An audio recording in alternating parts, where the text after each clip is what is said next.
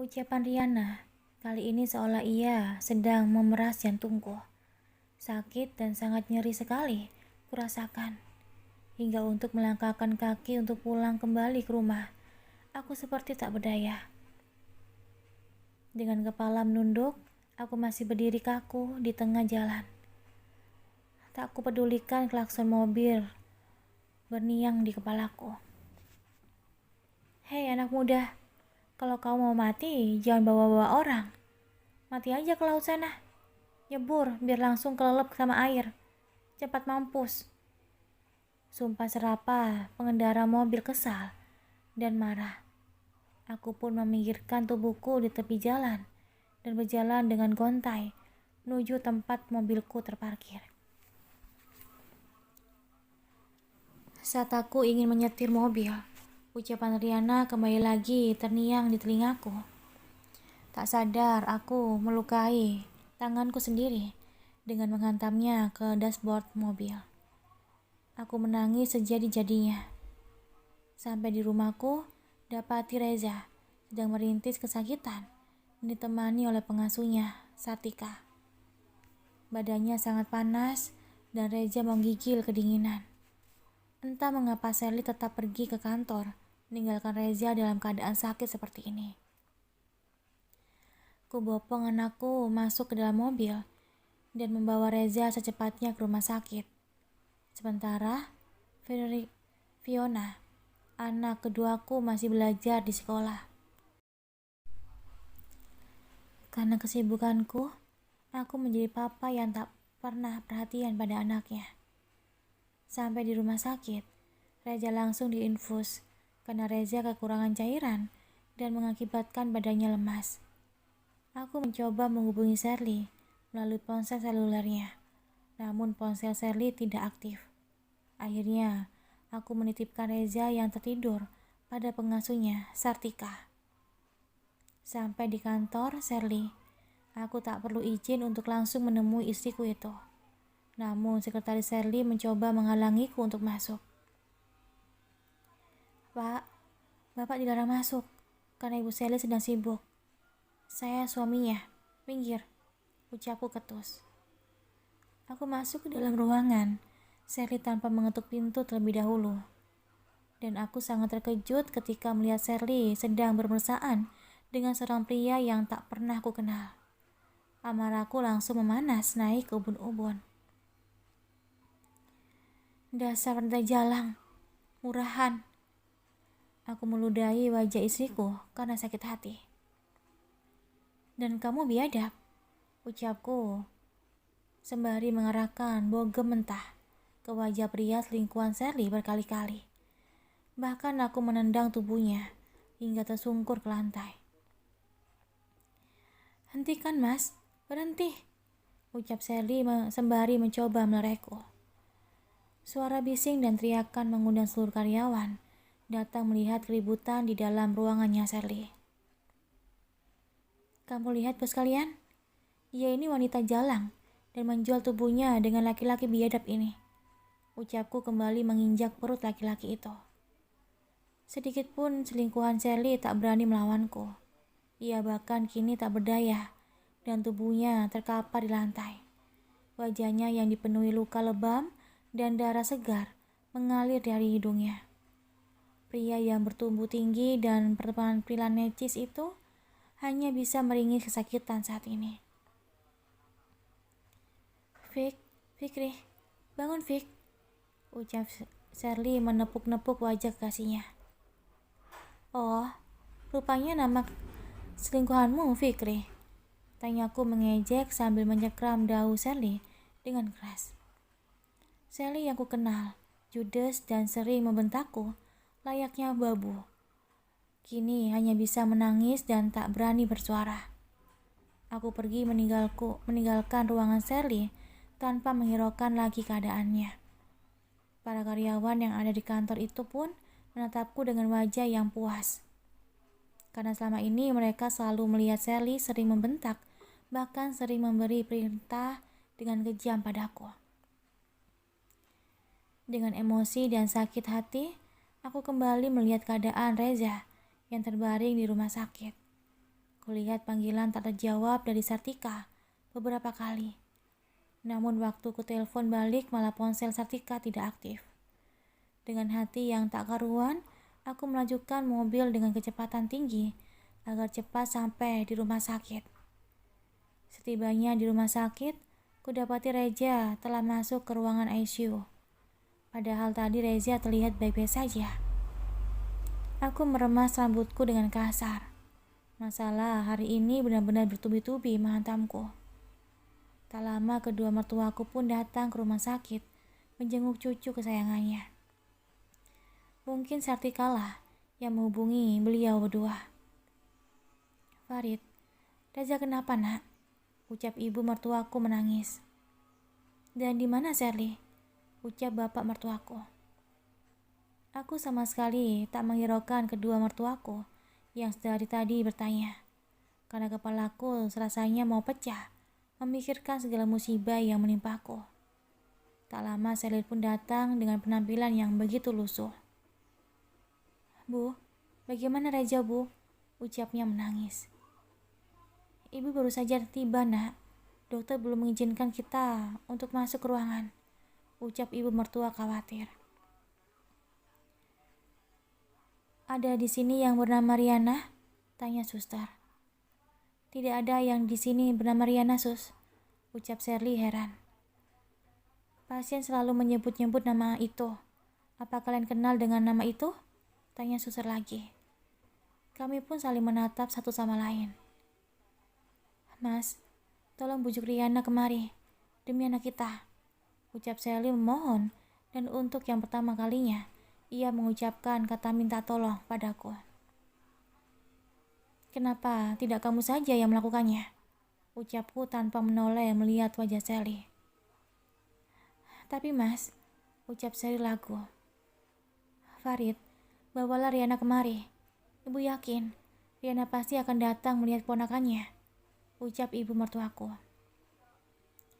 Bukannya aku tak ingin berkorban demi anakku, namun Riana pernah bilang dan mengancamku jika ia tak akan pernah lagi mau membantuku lagi. Aku malu dan gengsi untuk meminta bantuannya. Kami pun memperbolehkan masuk ke ruangan Reza secara bergantian. Bahkan Reza hanya menyebut nama Riana saja. Mungkin Reza dikarenakan belum sadar sepenuhnya, jadi ia berucap memanggil nama yang ada dalam ilusinya. "Nak, ini ibu, nak," ucap Sherly lembut dan membelai pipi Reza. "Tante Riana, Tante Riana, Tante Riana," ucap Reza terus saja memanggil nama itu.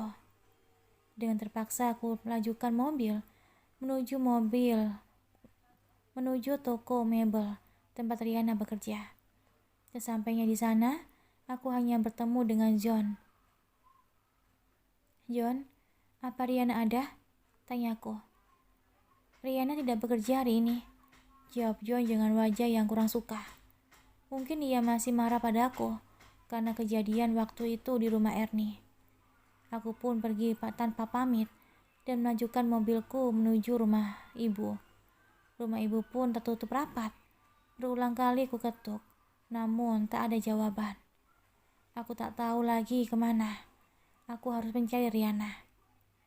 Tanpa membawa Riana bersama aku pun kembali ke rumah sakit. Tiba-tiba aku menghentikan langkahku saat Sherly berbicara di ponsel dengan seseorang. "Sayang, aku takut anak kita kenapa-kenapa. Reza sekarang selalu menyebut nama wanita miskin itu," ucap Sherly pelan. Namun ucapannya terdengar jelas di telingaku.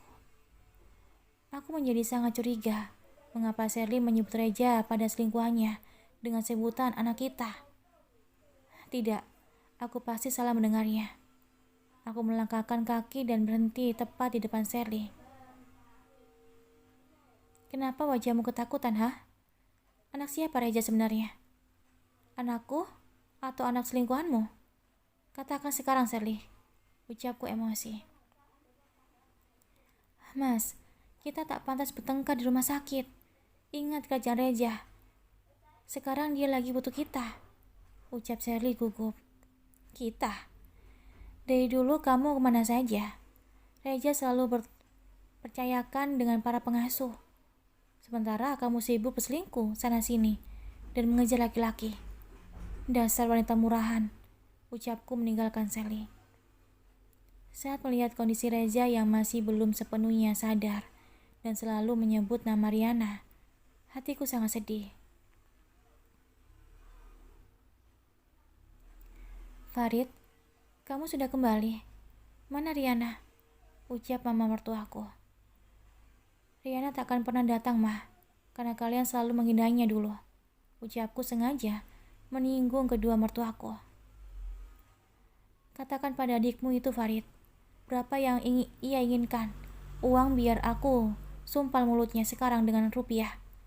Ucap mama mertuaku emosi. Aku hanya terdiam dan tak bicara lagi. Mama mertuaku mengira Riana adalah orang yang biasa, yang mudah tergiur dengan uang. Antarkan kami ke sana, Farid, biar papa yang bicara pada Riana, ucap papa mertuaku. Dengan terpaksa, aku pun mengantarkan mereka ke rumahnya Riana. Nasib baik memang. Sekarang rumah Riana sudah terbuka, namun aku malu dan gengsi untuk ikut masuk dan lebih berdiam diri di dalam mobil. Terlihat mobil juga terparkir di rumahnya Riana. Sudah kuduga, kedua mertuaku pasti tak akan mau masuk ke dalam rumah Riana, meskipun tuan rumah mempersilakan mereka untuk duduk di dalam. Kedua mertuaku memang benar-benar angkuh dan sombong. Berapa yang kau butuhkan, Riana? Ucap ibuku tanpa basa-basi pada Riana. Maksud ibu? Jawab Riana tak mengerti.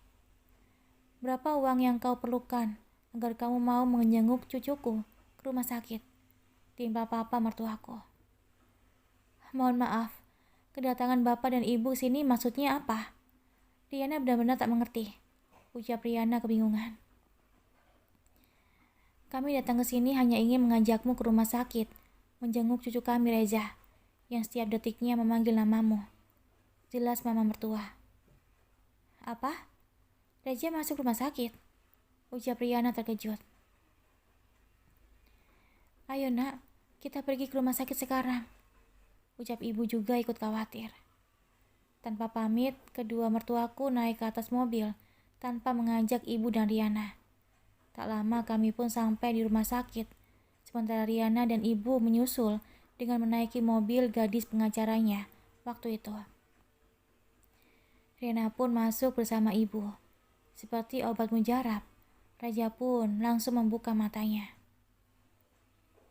Tante Riana, Nenek, jangan tinggalkan Raja lagi, ucap Raja menangis.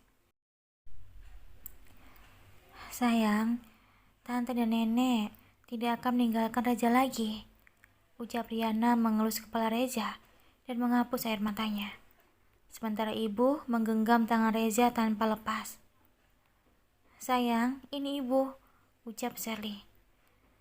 Reza hanya mau Tante Riana dan Nenek saja, ucap Reza berteriak. Tolong Bu, silakan keluar. Untuk sementara ini biarkan mental pasien normal dulu.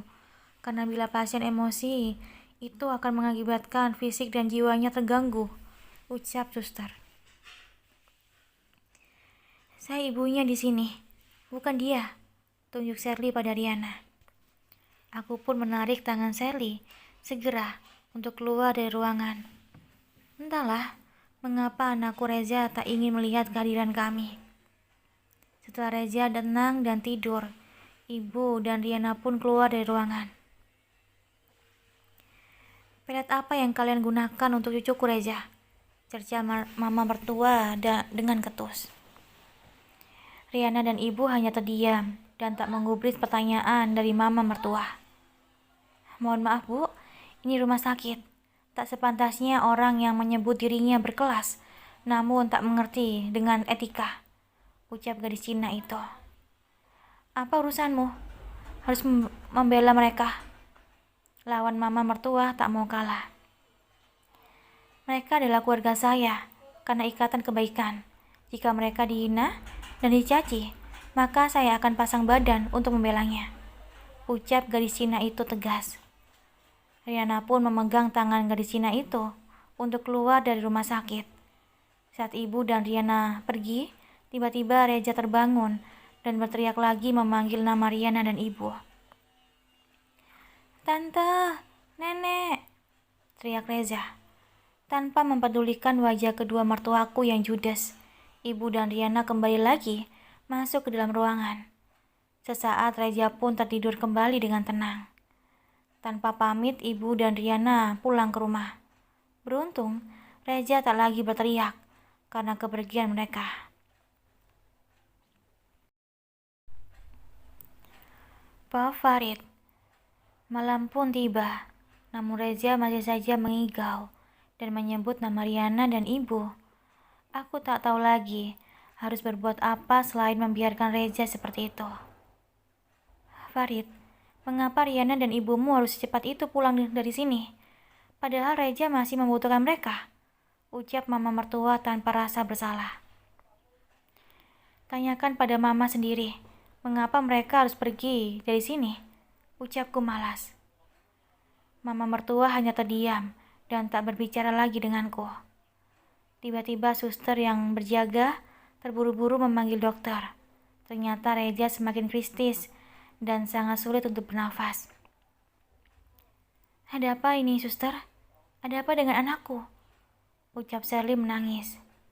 "Ibu, tolong bantu dengan doa," ucap suster lalu menutup kembali ruangan Reza. Aku pun bangkit dan berdiri menatap anakku yang sedang kritis dari luar kaca ruang ICU. Nafasnya naik turun tak beraturan.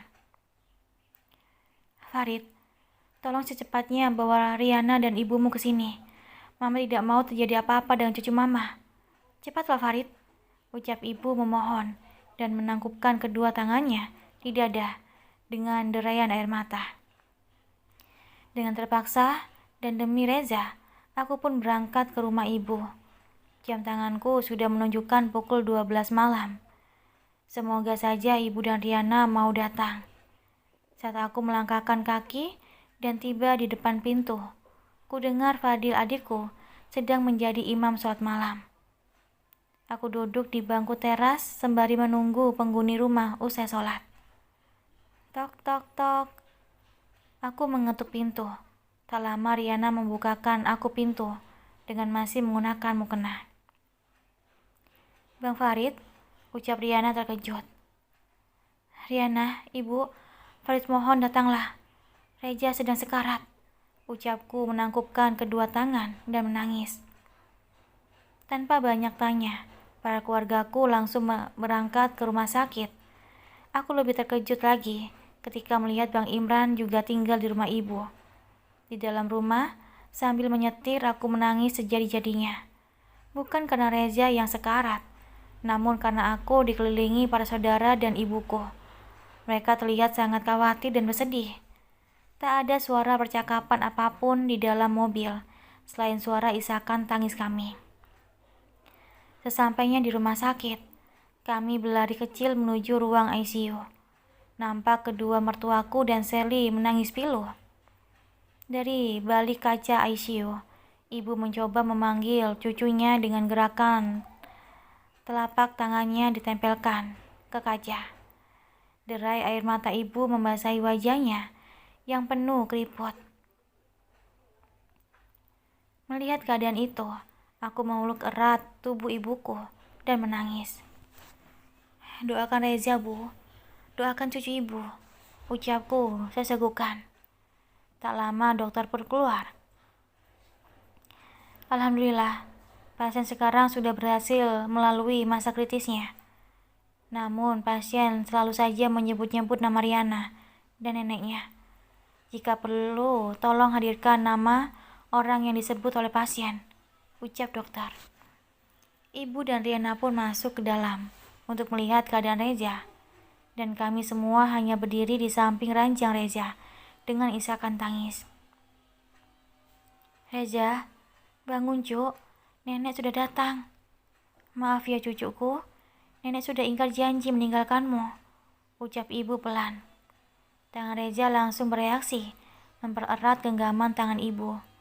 Air mata Reza mengalir di pipinya. Dengan lembut, Riana menghapus air matanya. Reza, cepatlah sembuh. Tante janji, setelah kamu sembuh, kita akan main-main bersama. Ucap Riana pelan di telinga Reza. Reza tersenyum, seolah menunjukkan bahwa ia bahagia.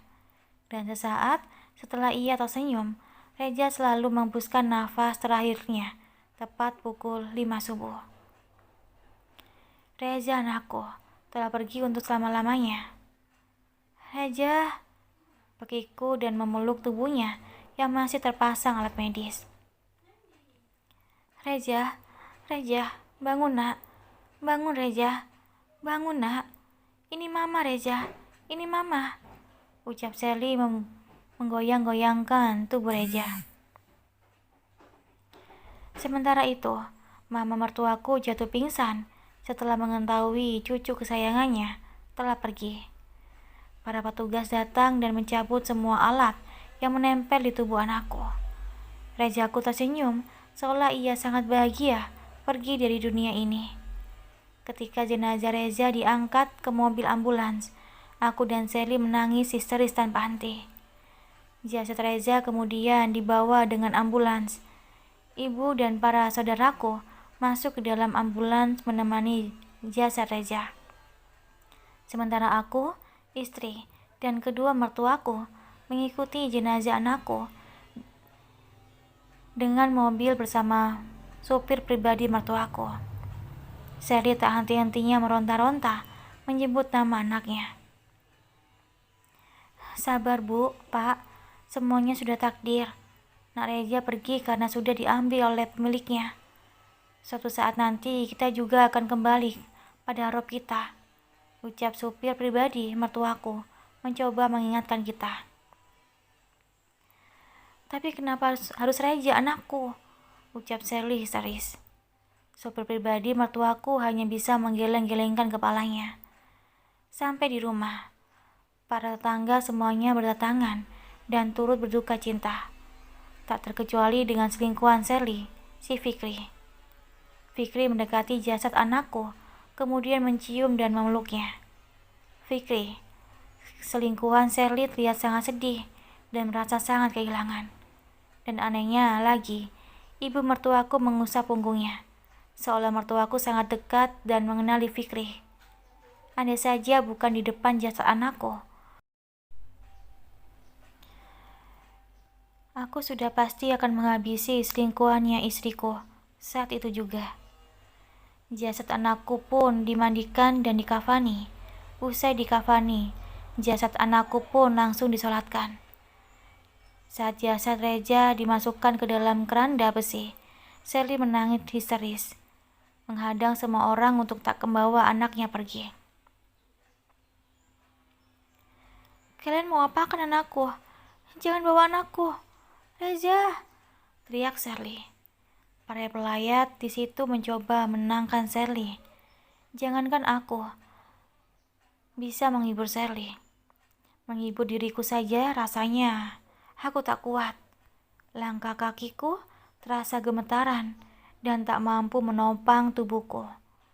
Aku akhirnya jatuh pingsan saat Reza dibawa di peristirahatan terakhirnya.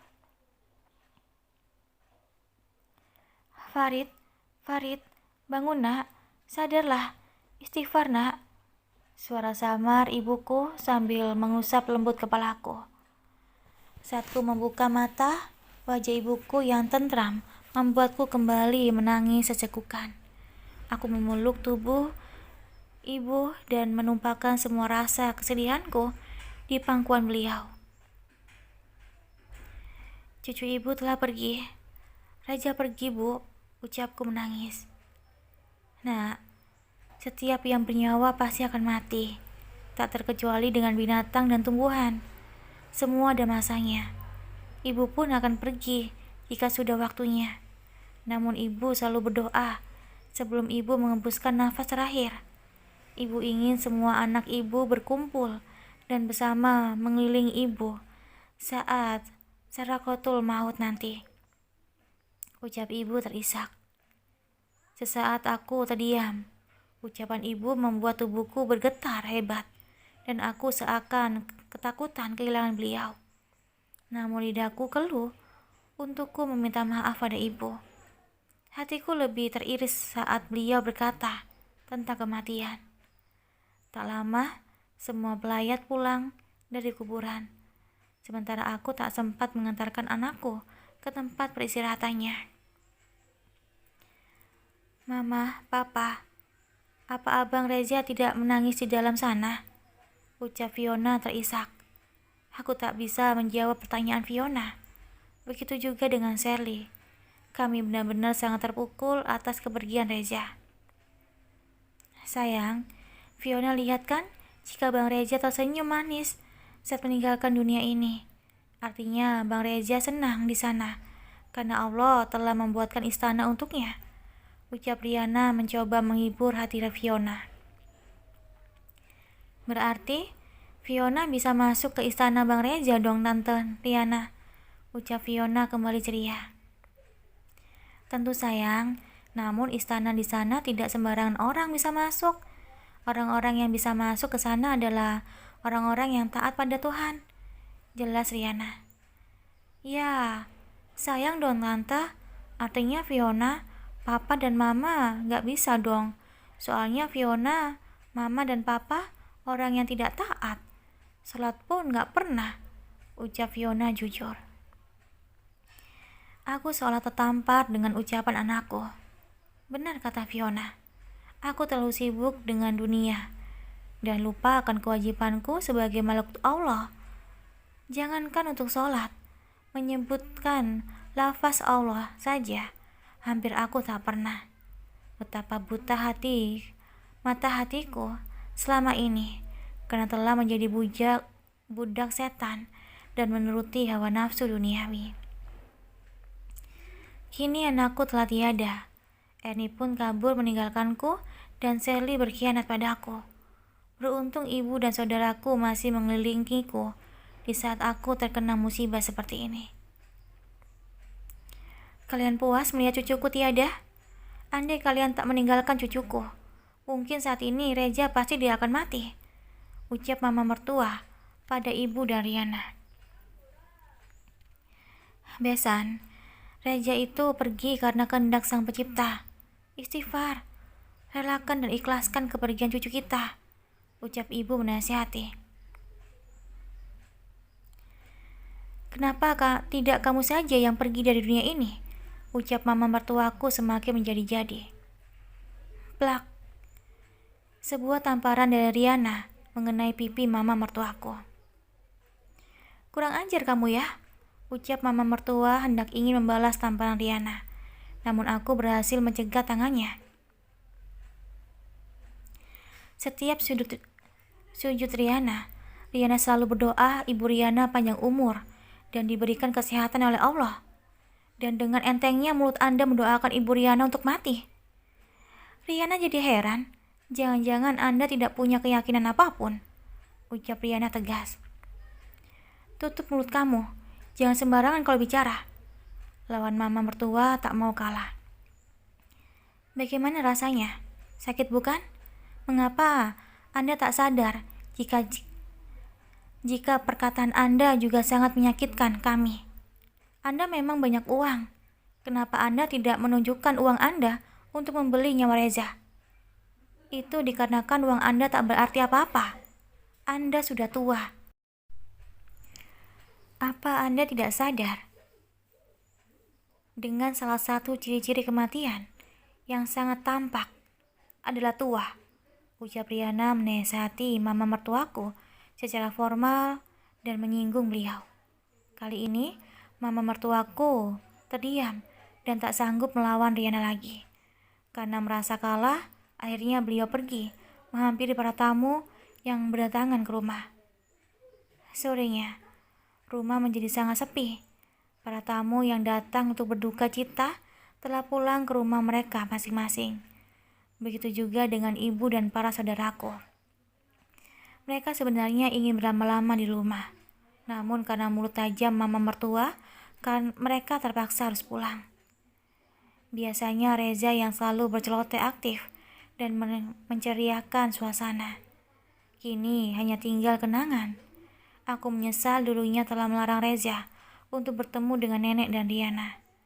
Namun Tuhan menunjukkan padaku bahwa sekuat apapun aku memutuskan silaturahmi anakku dengan ibu dan Riana, Tuhan tetap mempertemukan anakku.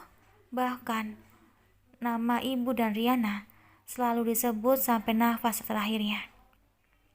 Dan bahkan Reza tersenyum setelah melihat Riana dan ibu di sampingnya.